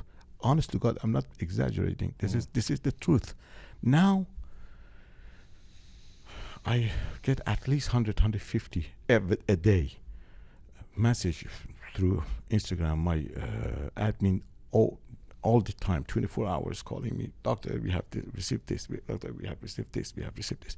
And when I read them, everybody is so as if it is nothing. It is so natural. It is so normal. They're asking you for money. This, why do you drive a Porsche and we don't have a car? Why do you eat? Why are you happy? Give us money. I'm a cameraman. I saw this camera for $4,000. Buy it and send it to this address. They demand for this. I mean, what is this? These are not the people that I know. Right. You know, I still have a lot of respect for them. Yes. They are my, they're from the same country as I am, but the behavior is totally changed. Does that make you sad? Very much. We came from a very, very rich country with a very rich culture, with fabulous people. You know, they care for each other. At least they used to care for each other. They would die for each other, you know. They would go out of their way to help a neighbor. Now it's not there anymore. It is not there anymore. But as you say, if you're living in desperation, you don't have the luxury to try and be a quote-unquote good person or a polite person, I suppose. You know, if that makes me sad. You asked me if depression was what it. I said yes, deep depression. If you remember a few minutes ago, you asked me this question. So the depression came from these things. You know, I'm a human being myself. You know, I'm not a metal. So all these things affects on me. And remember, artist. I'm an artist. So if these things doesn't affect on me, I'm not being a... Let me get to the artist part. I want to get to your, because we've done the build up, but I actually want to talk a little bit about your career. And by 1990, you released that first album that becomes a bestseller. Let me set the stage for it. Actually, I want to play a little bit of a song called Asherichie. Tell us a bit about this song before we play it. This is the song that I wrote in the grocery store. Is this the song in the This is grocery the store? one. All right. Let's hear a little bit of this. وقتی که من عاشق شدم با همه بود و نبود تو خواب و تو بیداری نقش دوتا چشم تو بود من همه جا کنار تو سایه به سایه کو به کو آینه ای که دم بدم با تو نشسته رو به رو تو جونمی تو عشقمی قشنگتری بهانه‌ای برای زنده بودنم تو بهترین نشونی تو بهترین دلیل دل برای بودنم شدی نبودی از تنم جدا که پاره تنم شدی. From 1990 on the album The Magic of Bijan, the bestseller debut album. That's the song Asherichie, Love. What is love? What is it? Yeah. Kind of a cynical song, right? Yeah. I wrote this song in 1979 and I released it in 1990. I wrote it when I just told you, when I used to work in a grocery store, convenience store actually. Does the grocery store get a commission of the royalties from this song? Do you send No. It was a convenience store actually. It was something like 7-Eleven. Right. I don't know whether you have it here or not. Sure, yeah. Wow. That album and that song, I mean, you're this accomplished multi-instrumentalist. Now you're singing as well. How big a deal of it was it for you to be putting yourself out there as a singer? Singing was a part of our music lessons, like guitar, like piano, like violin, like solfege. We had to sing. So I knew very well how to sing. But I'm sorry to say this, but in our culture, in Iranian culture, unfortunately, songwriters, good musicians, lyricists, they're always behind the curtain. Yes. At least they used to be. Now it's getting better and better. Always the singer was in the front line. The star. The star was the singer. Yeah. Doesn't matter how good of a composer you used to be or you are, you would be behind the curtain, Nobody would recognize Also, you. in a lot of cases, that surprised me, learning about in Iranian music, it's often divided. In Western music, it's not a surprise that the Beatles write and sing their own songs. It's less so the case in Iranian music. That's right. You're more of an exception that you write and perform the songs. That's right. That's correct. Sometimes when I think of this, I say to myself that how smart I was, because I thought, if I wanted people to hear my music, I just couldn't expose myself as a musician. Doesn't matter how good I am. They don't have a place in their mind for a good musician or a good composer, but they always have an empty space in their mind for a singer. Right. Doesn't matter if it's a bad or good. They get famous. They get that chance to be heard. So I said, well, this is if I want to do this correct way, I have to go this path. So I chose that path. I wrote for myself and I performed it myself. Do you feel as did you? Obviously now you would. Did you feel as confident being a singer as you were a violinist? Very much. Very, very much. Very much. Even though the violin, you've been the famous since 3 years old. Yes. You felt like you can. I mean, you seem like someone musically who could pick up and do anything. Exactly. My friend, I have a very good friend who's a fantastic guitar player. He says, Bijan, when you play the guitar, believe me, you play more comfortable and better than him. I said, well, that's very nice of you, but that's the truth. Whatever I grab, if it is musical, I'm extremely uncomfortable with it. Singing doesn't matter. If it's a guitar, doesn't matter. Oud doesn't matter. Violin, it's okay. Piano, fine. So I'm very, very comfortable with music. How much did that album change your life? Very much. Imagine working for like $4 or $5 a day, an hour, became almost $1 million a year. Did you have any idea when you made that record that it was going to explode the way it did? Not 99%, 110%. Oh, really? You knew? I swear to God, I knew, yes. Confident guy you are. You know these things. I mean, these are. You knew that was going to be a best-selling album. Listen, Jian, I had some element in my hands that almost nobody had. One, I was performing on a stage. Means I knew how people would react to what. I knew what people would like to hear. I knew how to get to their feelings. I knew all the instruments. I knew how to write. I knew how to arrange. I had enough experience on a stage. You give me 5 songs, I can perform 1 hour for you. I had all those elements. And plus, I knew, as I just said, I knew this is it. That's it. I'm going to hit it there. In the aftermath of that debut album, you start touring internationally and you start playing. I mean, the list is incredible. You do Royal Albert Hall and the Kodak Theater and these prominent venues on this international tour. And of course, famously, you become the first Iranian to play the Greek Theater. That's right. Which is, for people around the world listening who don't know it, it's a very famous venue in Los Angeles and it's a very large venue too. It's thousands of seats and 7,200 seats in the middle of Hollywood forest. And this you did with a 60-piece orchestra That's of right. some kind. 59 years. So tell me about that. What did it mean for the kid from Iran who had the boyhood dream of playing his music in front of a large audience? And I know you played the song that you wrote when you were, right? Exactly. Tell me about that experience. Then we're going to play a little bit of it.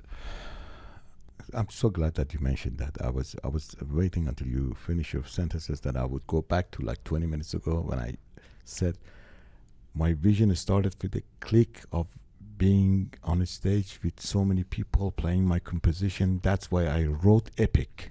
Even the song's called Epic.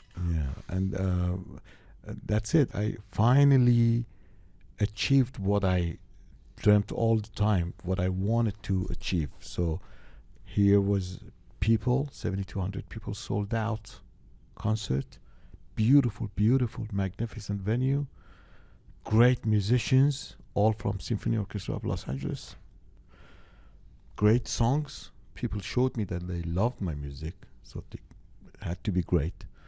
Everything was there, so that's it. I got what I wanted. Were you able at the time to understand what was happening, that you were living your dream? Yes. You were? Yes. That's beautiful that you could do that. Yes. Let me tell you a secret. I started at October 20th, 1990. That was the day that I released my album through Caltex Recording, this Ashaq album. Till 93, I used to do 32 gigs a month. 32 gigs. A month? A month. Average of 32, sometimes 34, sometimes 28, 29. So you do more than 1 gig a day in some case. Monday, Tuesday, Wednesday didn't mean anything. So everything was from Wednesday, Friday, Saturday. Well, Friday was Sabbath, obviously. Saturday and Sunday. So sometimes 3 gigs a day, sometimes 4 gigs a day. I was like the master of doing gigs. And that's what I made my bread and butter. Bread and butter, right. Exactly. 93, I announced that that's it, no more gigs. I stopped all my gigs. It is very hard for somebody who does 32 gigs a month to stop all of a sudden. So it means that you're on your peak, and then you announce that it is it, that's it, done. Mm-hmm. I wanted better level. This is to answer your question, whether I knew what was happening in Greek theater or not. Mm-hmm. I planned for it. I didn't go anywhere for a year. I didn't make a penny for a year because I wanted to make people thirsty for my music, for my items. I didn't want people to eat dinner and listen to my music. I wanted people to pay high price and come just for my music and sit down and listen to my music, nothing else. Not being invited by somebody and then listen to Bijan's music. No, I wanted them to come for this music, this particular music. So I wanted to know my true fans. So I knew what I was doing. Yeah. I'm going to play a little bit of Dance of Fire. Sure. And by the way, this has almost 2 million views on YouTube. This song? This video of your live performance. Describe this piece that we're hearing. This one is very, very interesting. I remember one night I was doing a gig. It was in a very big venue, and when I had my break, in the break when my musicians were having dinner, this melody came to my mind. I said, "Wow, this is great!" And I was actually playing it with my hand with a fork and knife, And then I said, in the middle of the dinner, I told my musician, get up, let's go on stage. He said, well, we still have like 15, 20 minutes. I said, no, right now. And I went up there, and immediately I played this without even writing it on a piece of paper or being it played before. No, that was the first time, and I played this. Then obviously I polished it, and it became Dance of Fire. But the click was there that night, and I played like 4 minutes of it. I was just playing it. It was just keep coming. Wow. Yeah.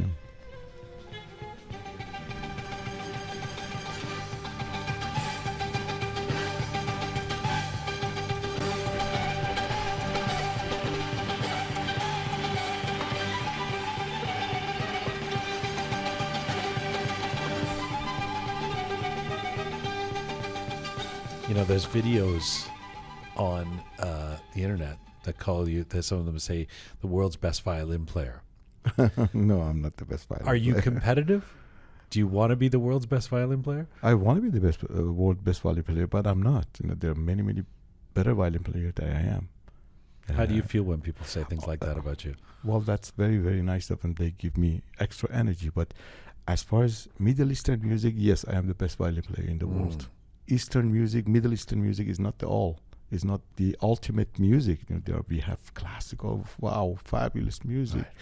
And there are better violin players than me on that aspect, on that field. When you do a performance like the Greek theater one, like in a couple of minutes I want to play a little bit of you in Istanbul last year with a big orchestra. Is it a different mindset from when you're doing more of a Bijan Mortazavi pop concert? In other words, are you the same Bijan? Or do you have to kind of think in different terms as you enter that stage? No, because I'm not playing somebody else's composition. I'm playing my own composition. So whatever is happening there, I wrote it. I know it. Doesn't matter if it's with 4 instruments, or is it pop, or is it classical orchestra. It just doesn't matter, because I know every little, as I said, triangle is going to happen in next 4 bars. I know it. So I'm very comfortable, and the same thing for me. You get this honorary doctorate in 2009. You do a bunch of teaching. Yes. And you said that one of your goals was to expand Persian music all over the world. Do you still have that aspiration? And if so, how do we do that? Sure. Unfortunately, politics always affect on many things that it doesn't need to be affected by politics, like sport, like art. Olympic is made for this, being away from politics. If you're a sportsman, do your things without concerning about your belief politically. But in reality, it is not true. I'm an American citizen. I've been in America for past 6 years, but I'm still an Iranian.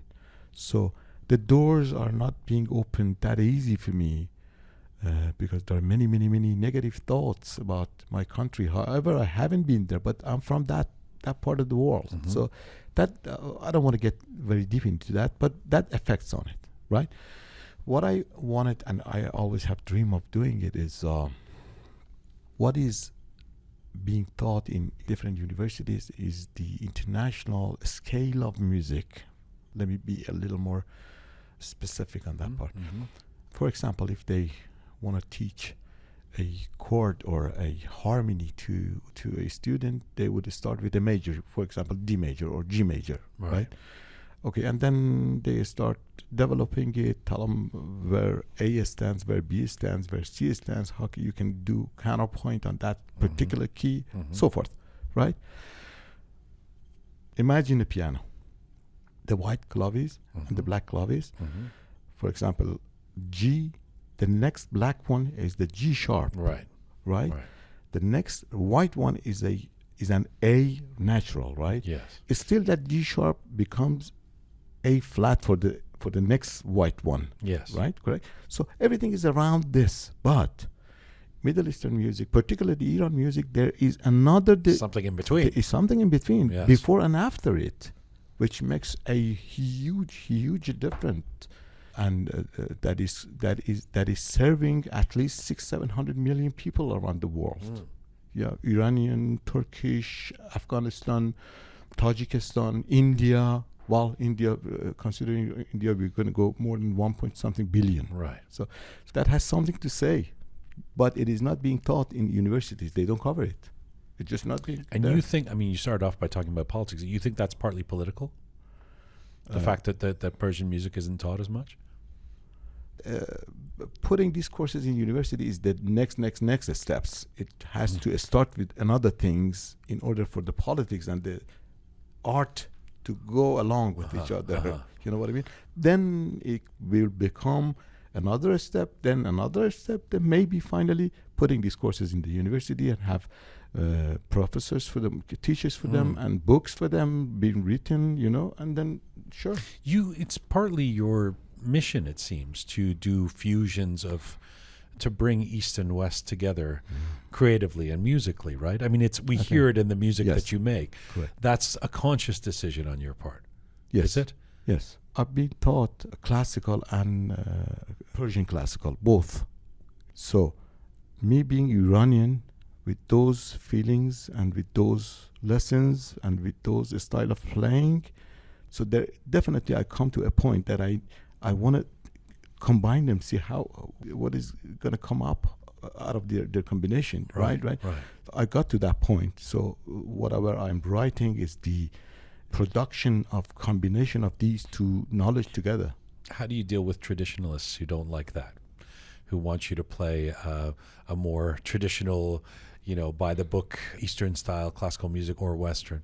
I have a lot of respect for them, as I have a lot of respect for people who do rap. I don't understand anything, but I do have a lot of respect for that. That is the beauty of the world anyway. The world has to have different colors, whether I like it or I don't. I pick the color that I like. You pick the color that you like. Something that I really love about you is you don't seem to, amongst the many things, is you don't seem to have one color. You, especially when someone's as accomplished as you are and is a star, it's usually not a surprise if they have one particular sound or thing.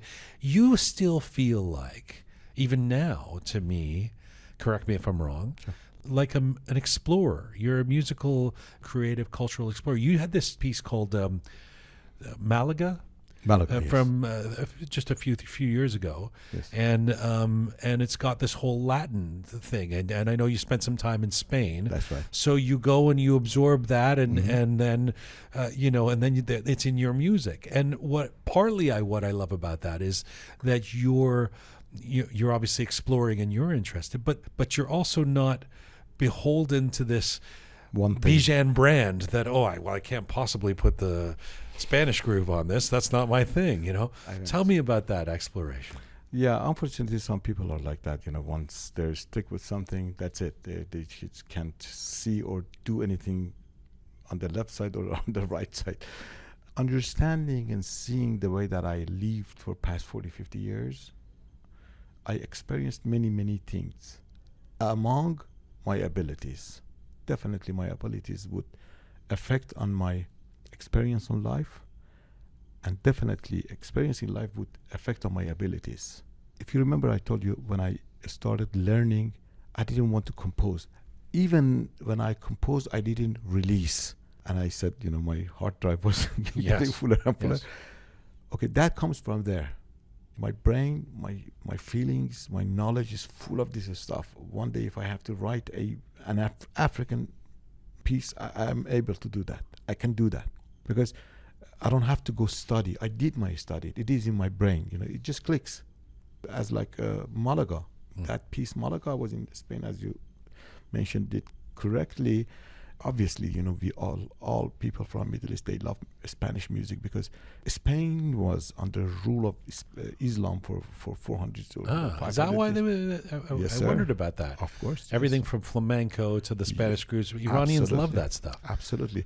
Even if you dig in more, even in the flamenco, you see like 80% minor keys, minor scale than major scale. And we minor like scale. We love that. Yes. Yes. We traffic in the minor stuff. Yes, sir. Yeah. The more qamqin. Yeah. Yes. and sweeter because major is nice, as American and Western music do a lot of major, but it is not as sweet as. That's why when you see an American write a minor music, it is a mega hit, no matter what, around the world. When they It's write a always minor, more satisfying to me, Yeah. the minor. But Full I love you as a musical explorer. I've kept you so long, and I'm so grateful for the time you've given us. So You're so welcome, sir. trust me that we'll wrap up before too long here. Let me just ask you a little bit about the last couple of years. I guess there was probably, I'm guessing you, like everybody else in the world, was affected by COVID and that you couldn't tour. You did this big show in Istanbul that I mentioned earlier with a big orchestra. I want you to play a little piece from that because it's outstanding. Again, folks can find this on your site online. Let's take a listen to this.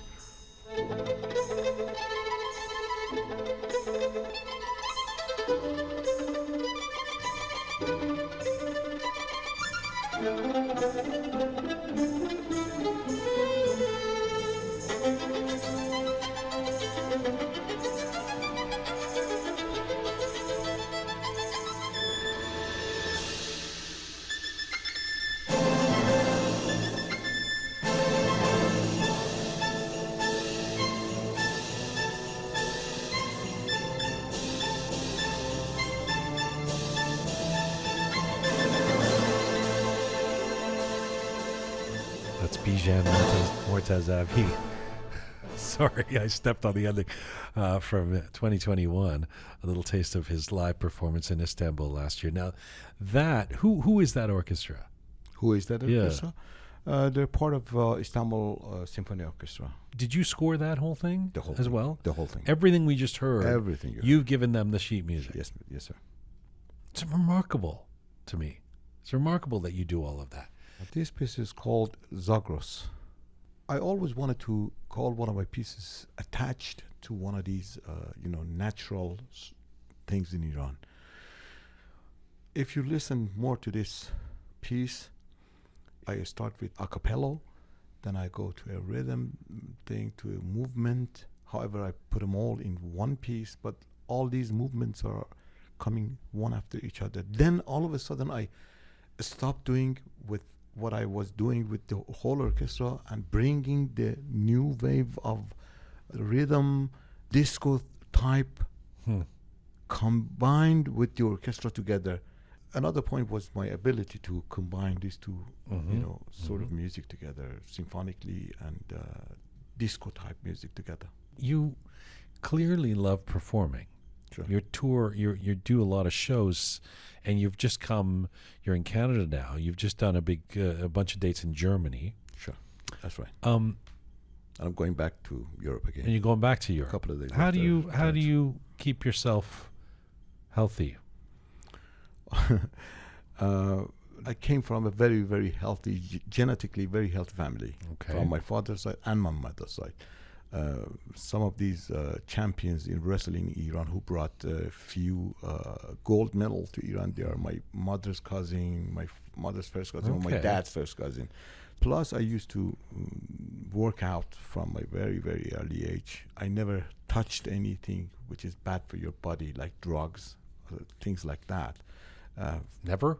Never, ever. You've never done any drugs? Never any drugs in my whole Wow. life. Never, ever. Zero? Zero. And no interest in it? No interested in. Sometimes I used to smoke some cigarettes, very tafrihi, time Socially. to time. Socially, time to time. But that's it. What about drinking? drinking for past 25 years. Maybe You've been drinking heavily for the last 25 years. No, no, no, joking. no. For the last 25 years, maybe once sip a year in a gathering together. Wow. Yeah, very close family or friends. I mean, that's very interesting. You never bought into the romance of that stuff. Never, ever. You know, the romance of the artist has to be self-abusing by doing Oh, no, drugs. no.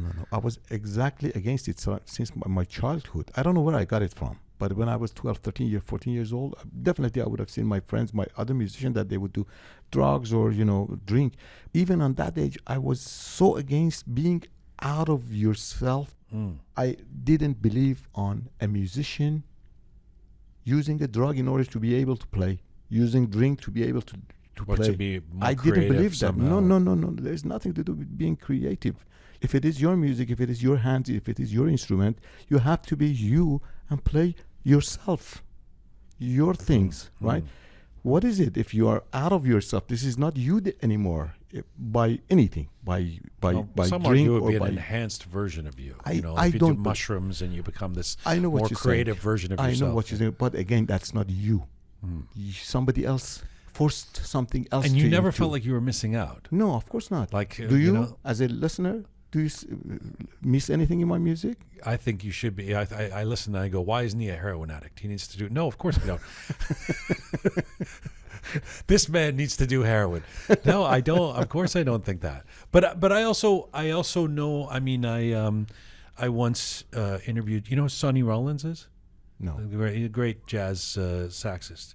You know, in jazz back in the day in America, they did a lot of drugs, and he said, yeah, it helped my creative fertility. I mean, there are some people who will testify to that, or even just smoking pot or something. They'll say that.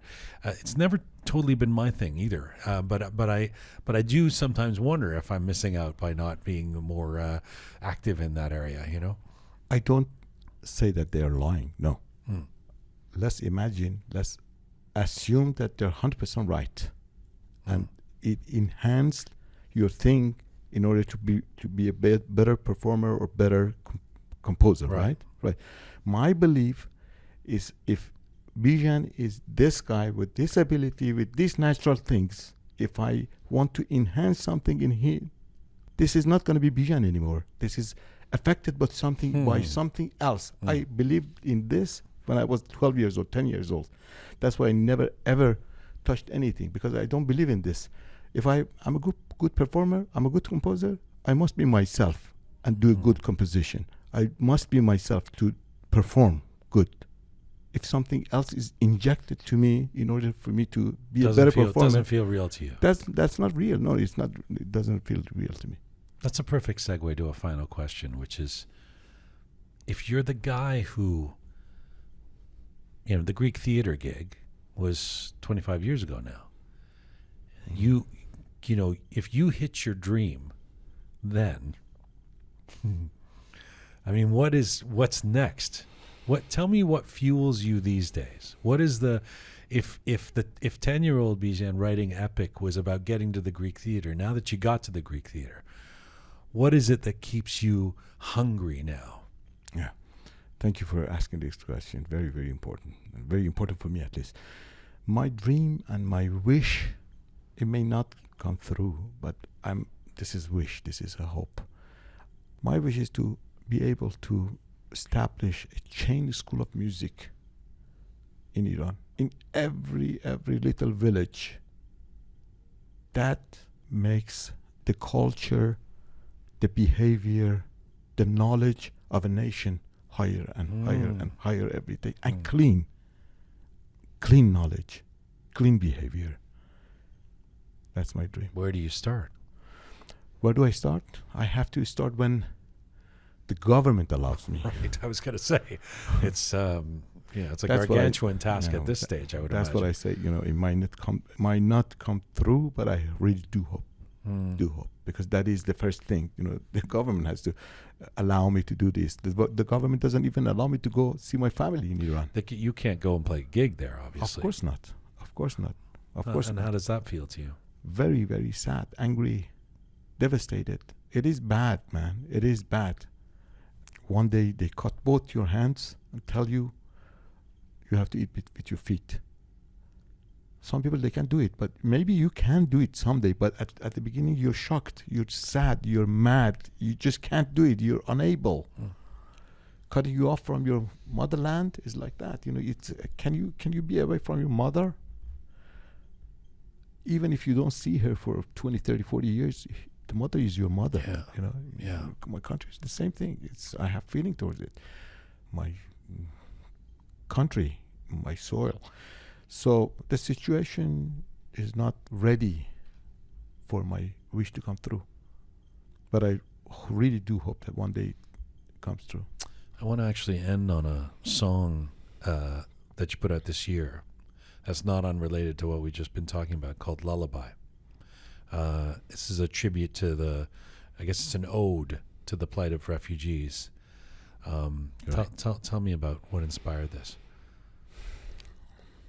I said it in few interviews that what makes a refugee to leave his or her house, his or her family, his or her memories, to leave all of these and go to some place totally unknown.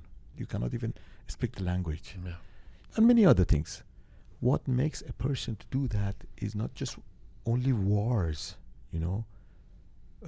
Poverty does that to you too. Pressure does that to you too. Devastation does that to you too. Stress does that to you too. Tell me something. If you cannot support your family, you are a human being with only 24 hours a day time for yourself, right? In your hand. You cannot make that 24 hours, 26 hours. There's no way. And during these 24 hours, in order to support your family, you have to work 3 places and still have less money to pay your rent. Then how would you feel? How you're not human anymore. You don't enjoy your things. You don't enjoy life. You don't even see a tree.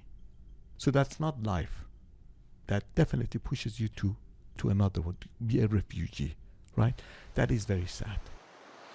به خواب عمرم که هستم در کنارت نترس از شب منم شب زنده دارت ببند چشماتو آروم نازنینم که بغض شب رو تو چشمات نبینم به خواب عمرم که هستم در کنارت نترس از شب منم شب زنده دارت ببند چشماتو آروم نازنینم که بغض شب رو تو چشمات نبینم. What happens during this path, God knows. Even when they get to the third country, for a few years, even they have to be in camps. They don't have a regular and healthy life, and they are not secure, being neighbored tent to tent with another nation, with another.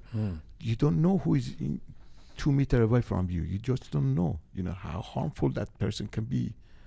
I don't think any human being deserves this. And when I wrote this song, if you listen to the sadness of the melody, that how it's a beautiful melody. Even if you take away the lyrics, the melody itself takes you to oceans, to wherever, So I was very, very touched by this truth of life. That's why I wrote Lullaby. It's a beautiful piece. Dr. Thank you. Bijan Mortazavi, I can't thank you enough. It's been an exploration and an education and learning about your path and your philosophy and your journey has been just such a treat to have you here. Thank you so very much, sir. The most impressive thing of all that I think you've done is somehow figuring out how to engineer this microphone so that it stayed in place. I mean, this was an example of the magic of Bijan Mortazavi that it actually واقعا خیلی متشکرم. Thank you for doing this. خیلی از شما من متشکرم. I really do appreciate this, and I really do thank you for inviting me and getting me the chance to talk with my people, with any people. Whoever who is listening to me means they love music, so they are my people. Merci. خواهش می‌کنم.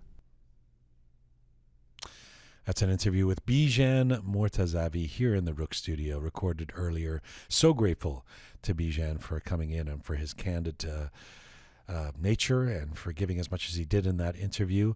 If you are listening to this, have been listening to this, and you want to watch that interview, we've put it up in its entirety on video on our YouTube channel at Rook Media.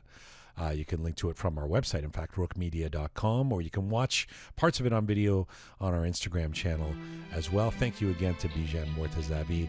This is Full Time for Rook for today. For all things Rook related, go to our website, rookmedia.com, which is also where you can become a Rook member and support us through our Patreon page. Just press the Support Us button. You can also find all of our previous content there, the Uprising series, the Pink Floyd series, the Pahlavi Dynasty series, and all of our episodes of the contemporary history of Iran and more. Thank you to the amazing team who put this show together. Talented Anahita, Super Parisa, Smart Pegah, Savvy Roham, Bearded Omid. Thank you to all of you out there for supporting us and sharing our content. Please subscribe if you haven't done so already. Find me on Instagram at Jian Ghomeshi. And as ever, in the meantime, Mizun Bashin.